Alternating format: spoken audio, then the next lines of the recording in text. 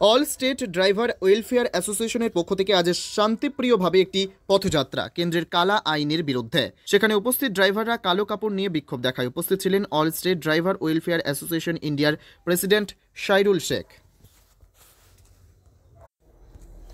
জঙ্গিপুর থেকে তরিকুল শেখের report, Jangipur TV.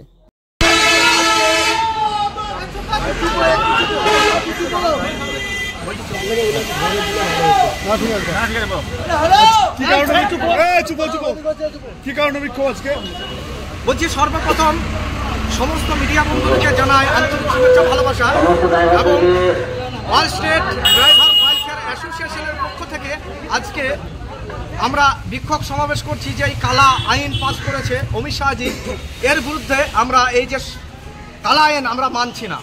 তার সাথে আমাদের যাতে ড্রাইভার আয়োগ এবং ড্রাইভার দিবস দেওয়ার কথা, ড্রাইভারের জন্য কানুন তৈরি করার কথা, সেখানে কিন্তু আমাদের ওপর আরও একটা কালা আইন চাপিয়ে দিয়েছে। তো এটা আমরা মানছি না, তারই প্রতিবাদে আমরা রাস্তায় নেমেছি। কি না আপনার? আমি all state driver welfare association India থেকে প্রেসিডেন্ট শাইরুল শেখ।